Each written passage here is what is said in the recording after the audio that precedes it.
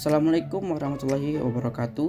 Selamat pagi, salam sejahtera, shalom, Om Swastiastu, Namo Buddhaya, salam kebajikan. Di sini kami akan menjelaskan hasil kerja kami tentang terorisme di Indonesia, ancaman terhadap Pancasila, dengan dosen pengampu Pak Hendy Kramer. Daftar isi. Sini ada nama anggota, definisi dan latar belakang, rumusan masalah, dampak terhadap kehidupan berbangsa, upaya penanggulangan, kesimpulan.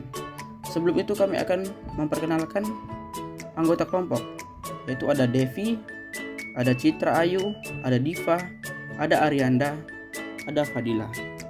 Nah, di sini saya akan lanjut ke definisi dan latar belakang. Terorisme adalah tindakan kekerasan atau ancaman kekerasan yang dilakukan untuk menimbulkan rasa takut, biasanya dengan tujuan politik, ideologi, atau agama. Terorisme di Indonesia bermula pada era 1950-an dengan aksi kelompok separatis seperti DI atau TII yang menginginkan pendirian negara Islam pada era reformasi. Ancaman terorisme meningkat terutama setelah munculnya kelompok seperti Jamaah Islamiyah atau JI.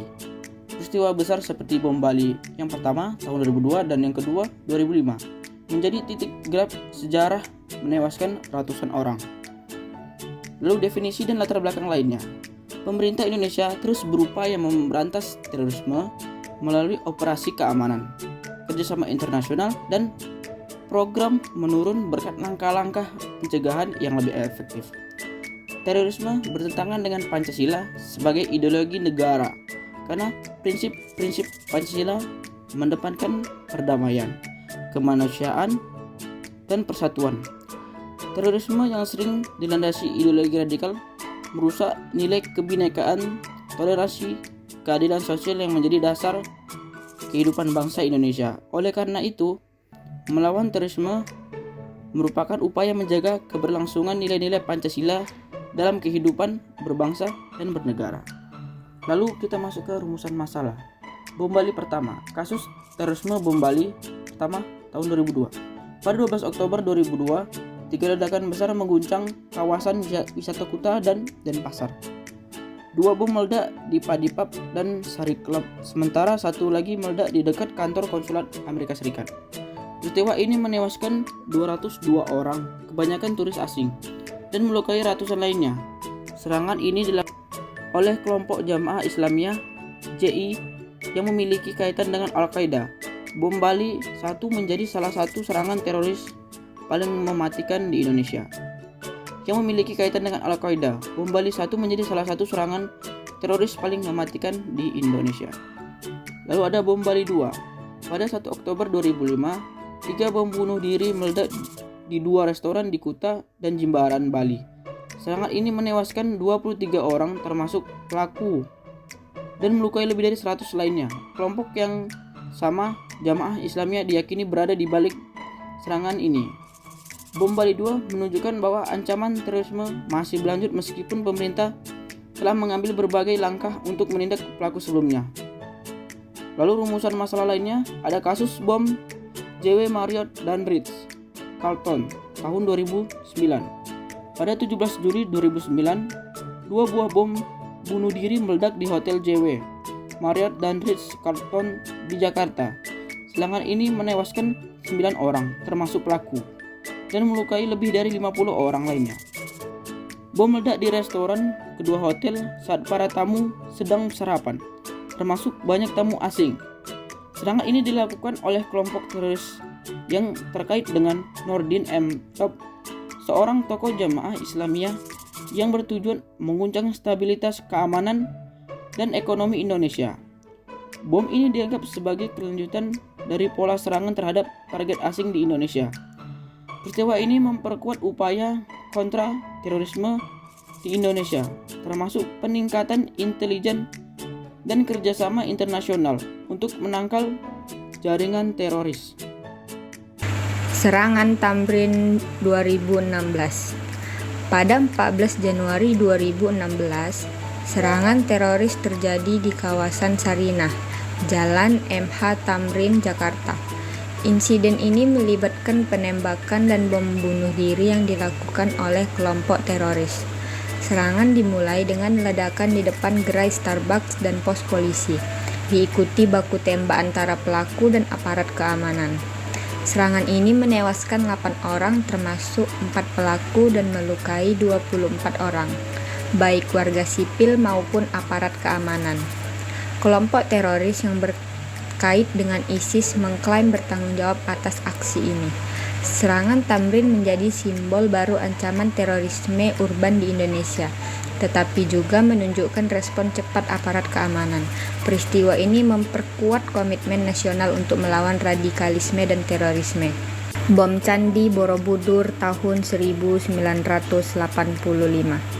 Pada 21 Januari 1985, 9 bom meledak di kompleks Candi Borobudur, salah satu situs warisan dunia di Magelang, Jawa Tengah. Ledakan ini menyebabkan kerusakan pada beberapa stupa candi, tetapi tidak menimbulkan korban jiwa. Pelaku utama serangan adalah Hussein Ali Al-Habsyi, yang memiliki latar belakang ekstremisme religius. Ia mengklaim serangan ini sebagai bentuk protes terhadap ketidakadilan sosial dan ketegangan sektarian di Indonesia saat itu. Bom Borobudur menjadi salah satu aksi terorisme paling mencolok pada era Orde Baru, memicu peningkatan pengamanan terhadap situs budaya dan mendorong upaya untuk menjaga persatuan dan toleransi antar agama di Indonesia. Dampak terhadap kehidupan berbangsa. 1. Dampak terhadap persatuan. Meningkatnya polarisasi sosial, memunculkan ketidakpercayaan, menguatkan solidaritas nasional, penguatan nasional, dan tantangan bagi pemerintah. 2. Dampak terhadap ekonomi. Menurunkan kepercayaan investor, penurunan sektor pariwisata, biaya keamanan yang meningkat, gangguan pada aktivitas bisnis, dan meningkatnya pengangguran. 3. Dampak terhadap sosial. Meningkatnya ketegangan antar kelompok, trauma dan ketakutan, polarisasi sosial, disintegrasi sosial, peningkatan stigma dan diskriminasi. 4. Dampak terhadap keamanan. Ketidakstabilan keamanan nasional, peningkatan operasi keamanan, ancaman terhadap wilayah strategis, eskalasi pengawasan dan pembatasan kebebasan, dan meningkatnya radikalisasi dan rekrutmen. Selanjutnya ada upaya penanggulangan. Upaya penanggulangan ini terbagi menjadi 4. Yang pertama ada pembentukan Densus 88. Upaya penanggulangan melalui pembentukan Densus 88 adalah langkah strategis untuk memberantas terorisme di Indonesia. Berikut adalah beberapa poin ringkas mengenai perannya. 1. Peningkatan kapasitas operasional. 2. Pencegahan dini.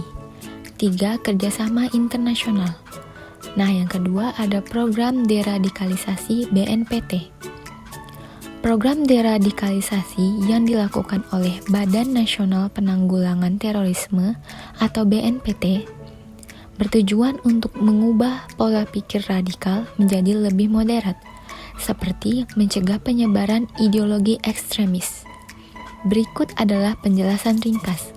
1. Pendekatan individu. 2. Pemberdayaan sosial ekonomi. 3. Kerjasama dengan keluarga. Upaya penanggulangan yang ketiga itu ada peran masyarakat. Peran masyarakat dalam penanggulangan terorisme dan radikalisme sangat penting untuk menciptakan lingkungan yang aman dan damai. Berikut perannya secara ringkas.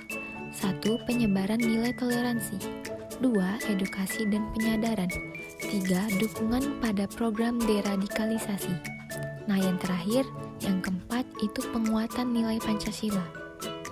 Penguatan nilai Pancasila bertujuan untuk menanamkan kembali prinsip-prinsip dasar bangsa dalam kehidupan bermasyarakat, berbangsa, dan bernegara. Berikut poin-poin ringkasnya. 1.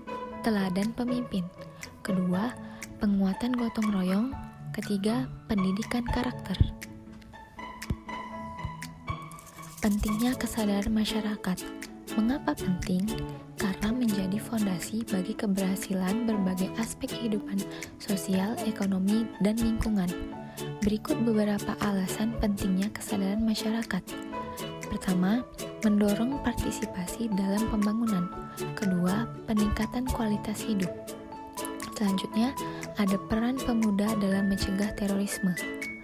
Pemuda memiliki peran penting dalam mencegah terorisme itu karena mereka merupakan agen perubahan dan penjaga masa depan bangsa. Berikut perannya secara ringkas. Yang pertama, menggunakan media sosial secara positif. Yang kedua, membangun jaringan yang positif. Selanjutnya, itu ada Pancasila sebagai pemersatu. Pancasila sebagai pemersatu bangsa memiliki peran yang sangat penting dalam menjaga persatuan dan kesatuan Indonesia. Sebagai ideologi negara, Pancasila memberikan landasan nilai-nilai yang menjadi pedoman dalam kehidupan berbangsa dan bernegara. Berikut beberapa alasan mengapa Pancasila mampu menjadi pemersatu bangsa. Yang pertama, ada pengikat kebangsaan. Yang kedua, keberagaman yang disatukan. Dan yang ketiga, landasan nilai keadilan dan musyawarah. Jadi, kesimpulan dari materi yang sudah dijelaskan di atas yaitu terorisme di Indonesia merupakan ancaman serius terhadap Pancasila karena ideologi dan tindakan ekstremisnya bertentangan dengan nilai-nilai yang terkandung dalam Pancasila seperti toleransi, persatuan, dan kemanusiaan. Kelompok teroris seringkali berupaya menggantikan Pancasila dengan ideologi radikal yang tidak sesuai dengan semangat kebinekaan Indonesia.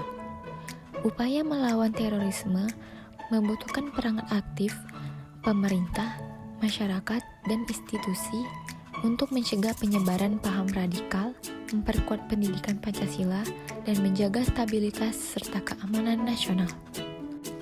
Sekian penjelasan dari kelompok kami tentang terorisme di Indonesia, ancaman terhadap Pancasila. Terima kasih yang sudah mendengarkan sampai habis. Semoga ilmunya bermanfaat dan sehat selalu untuk kalian semua.